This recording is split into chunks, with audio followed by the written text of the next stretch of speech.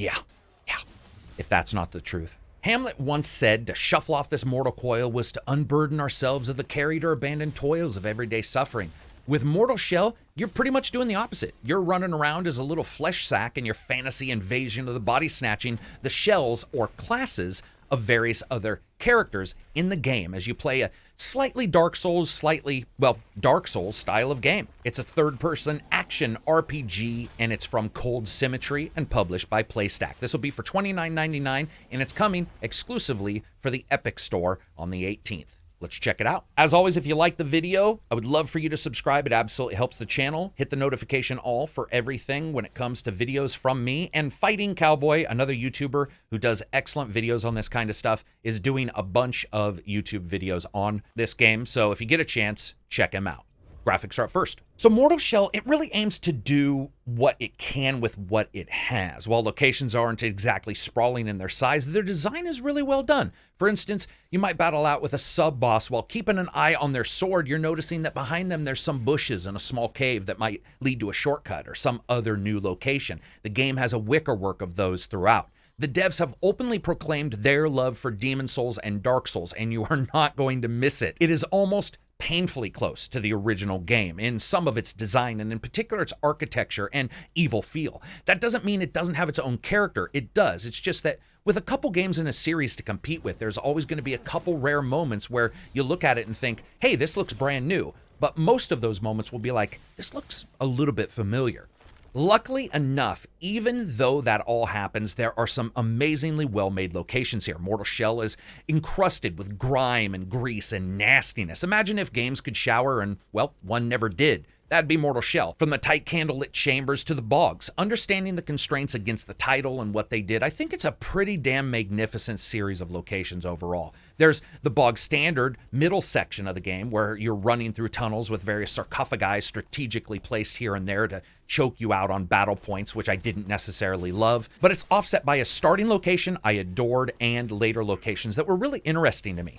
For example, one time you come down to this fog-choked valley and you jog around a bend and you can hear this not necessarily harmonious music flitting down from a hill nearby. You walk up to a camp and you see some dude wearing an old sack over his head, laying hands down on a lute like a Pox Village Jimmy Page. And it can cause you to stop for a second and just listen and look. Or later flitting through this bog, creeping way too loudly for your own good as you try to sneak up on archers that, by the way, seem painfully outfitted with ESP upgrades from friggin' X-Men. No lie, those dudes, they don't do a ton of damage, but an arrow zinging off your dome in the middle of a fight can stagger you and turns an amazing looking battle into a disaster.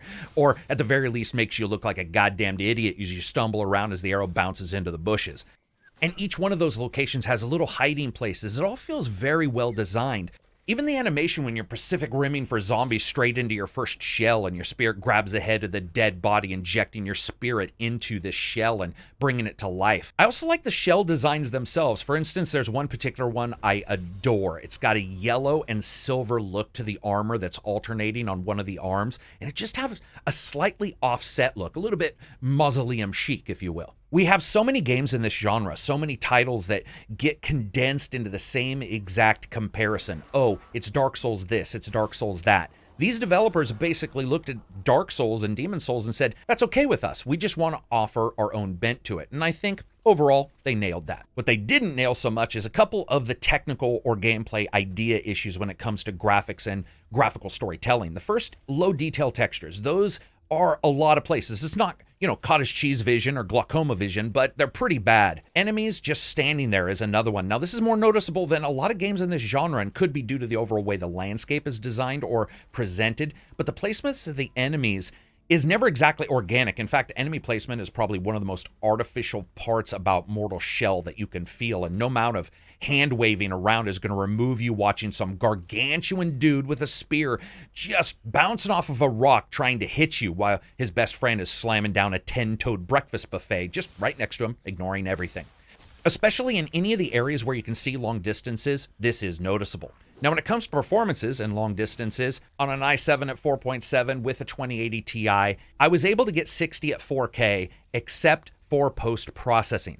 So all the settings work fine. Post-processing is a huge hit here, and it's separate from the other graphical steps that you can actually choose and adjust. I would say the first thing you want to do is go look at that, because I didn't really notice a huge or dramatically impactful setting when I turned that down. It was noticeable, but it wasn't something that would be absolutely against me wanting to play. 60 FPS in a game like this is really desired too. I would say it's one of those things that matters the most. So look at that post-processing and maybe some shadow settings. Additionally, boom, it's got your render scaling setting. You guys know I absolutely love these. They help so much. I would say 10% off 4K worked really well if you don't want to adjust the post-processing and you're at my level of PC. With a 1080 or 1080 Ti, you can easily get 60 FPS at very good settings. But again, you just want to look at, in particular, post-processing, shadows, those kind of thing. When it came to a lot of those other settings, they were much smaller in their overall effect. I would say the game looks really good. I like the design, but I can see a lot of people thinking it looks pretty familiar. And that brings us to sound, music, and voice. The greatest triumph in the universe, gifted and squandered. I shan't make the same mistakes as my brother. When the moment comes, I'll exercise restraint.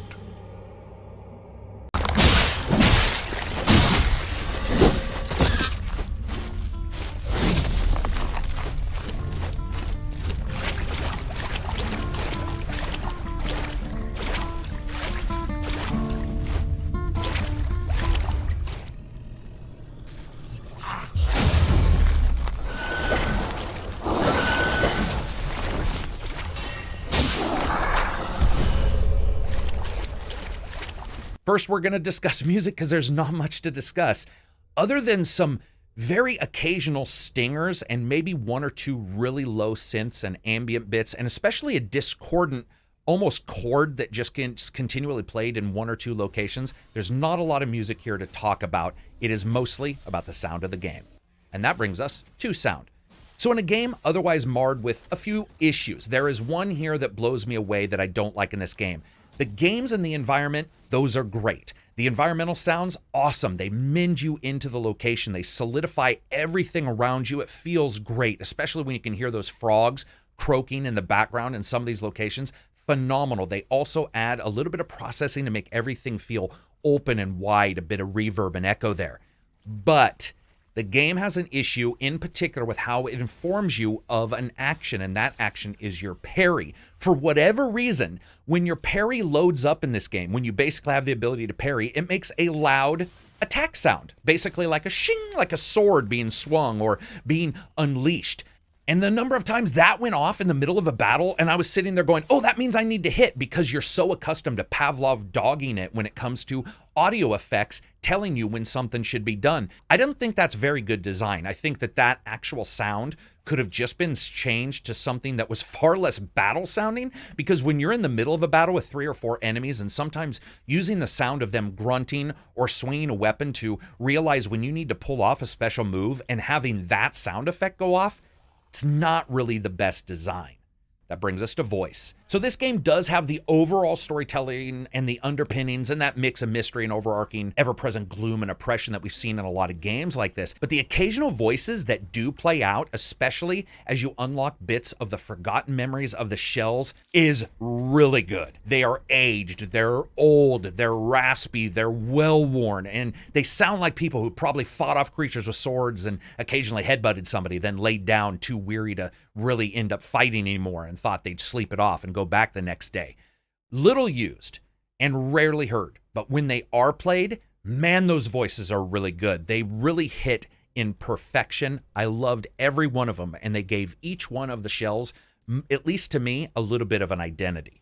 Let's be real clear about something. Mortal Shell likes its mystery, steeped in a puzzle and then lightly slathered with just a huge helping of not telling you jack shit. It's not a 1, 2, 3 story at all. Playing with various shells and unlocking skills and talking to some scattered NPCs is the main way to get the story, as well as the occasional writings in the game world. It is non-linear as you could possibly get, but it does tell the tale of the land if you follow it. which involves some kind of darkness, a mystery. It's blotted out the land, corrupted humans, and rotted the creatures that dot it. Your job is to work through them and uncover that mystery. At the very least, uncover a bit about the mystery of yourself and the shells that you can inhabit. Exploration here is going between level to level to level, with a lot of the levels having one or two mini bosses at the very end. But just like all Dark Souls games, you can run past some of those and sort of work your way back around. You can do all kinds of different map tricks, just like we've seen in a lot of these games. When it comes to combat, this is the expected rolling and dodging and parrying weapon strikes to drop your own, as well as a dash or two of something special that maybe we haven't seen before in some of these games. The first bit of uniqueness that isn't related to your weapons or your shell is your ability to harden. With a hit of the button, you can quickly turn to stone. Now, this rebounds enemies' attacks off you, or even adds a unique pause to your attack, and then you can unpause that spell right when the enemy's attack finishes to hit a weak spot that's pretty hard to hit normally.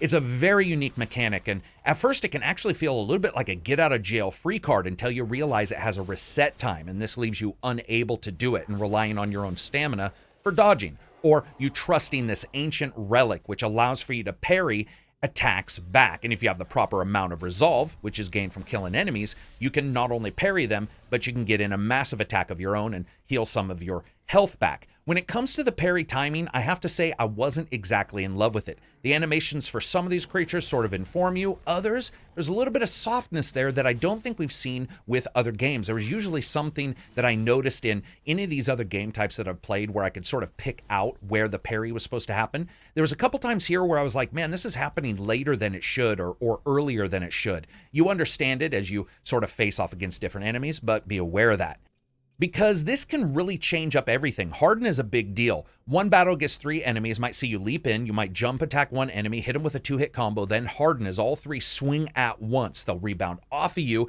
and you sort of roll away, then get in another hit, then roll out of distance until your harden ability returns. That same battle might have you waiting for each one of those characters, trying to draw them out into single attacks, with you dropping them into location traps like giant bear traps to hurt them. Or you might drop in, quick swing combo one of them, then parry the first one, and resolve parry another, get some health back, hope that you won't get hit, and then interrupt them with harden when they attack. And of course, all of these strategies are modified by how you get to the location. Just like games like this, there's 2, 3, 4 different paths to get to almost all of the locations and the battles, and that can change what you do and the strategies depending on that, or succumb to the random things that can happen in the game. For example, giant bullfrogs that look like they've been just swallowing dog farts and some kind of crazy poison, and they decide to harakiri themselves and explode, poisoning you. There's a lot of little surprises here. Now, speaking of killing, while the game is much like the other titles before it, with total death resulting in a checkpoint reset and enemies returning, Mortal Shell has you fleshcarring your way through the game until you get hit out of the shell. Then you're a sack of bones, and you're going to fly out, and it's just one-hit kill for your flesh machine at this point. If you get any damage at all, boom, fully dead. But you can rush back in and leap back into your shell for one last go. But that's only one last go per checkpoint, and that can mean slightly turning that dynamic on its head as your strategy changes. If you're in dark territory on that second borrowed life, if you've already jumped into that shell, it's game over. Everything's going to reset back. Do I return to the loving arms of Spirit Sister who offers to succor you for the night, or do you push on, and if you die, it's going to be one hell of a corpse run. Like other games in the genre, many times these titles hinge on excellent level design to give you that Swiss cheese feeling that you get of spending a weekend in the magic tunnels of some fantasy land, just finding shortcuts and quick routes between places you may never have discovered before. Mortal Shell demonstrates a shrewd use of space and level design. It's not perfect, though. It's not as large as some other games of its size, reflecting, I think, that smaller focus in the dev team. That doesn't mean there aren't some sprawling locations or moments of mystery. These games are also seeped in. Later into the game, you come upon a level of just pure what the hellness. If you've ever wondered what a city made of onyx and obsidian would look like with weird geometry, boom, you've got it. What first appears to be a straightforward location is actually a level with a really unique challenge of its own and a refreshing difference when it comes to traversal. But it works well within the expectations. As you move around, explore, and fight, you're also collecting all sorts of items within the game world. This is another thing that I really like about what they've done. Everything in the game is actually practice makes perfect. In the past, games like this were usually one loop of gameplay. You get interspersed with death, killing others, healing, learning the map, upgrading, and returning back to that normal gameplay. Mortal Shell leans heavily on mystery to add depth even for the items themselves. You're a stranger in a strange land anyway, so to find out how some mushroom works, you have to shove it down your gullet and just hope you don't spend the next 5 hours white-hot turding your breakfast griddle down the back of your loincloth. Every item from mushrooms to musical items to amulets have to all be used multiple times to understand how they work and what they get.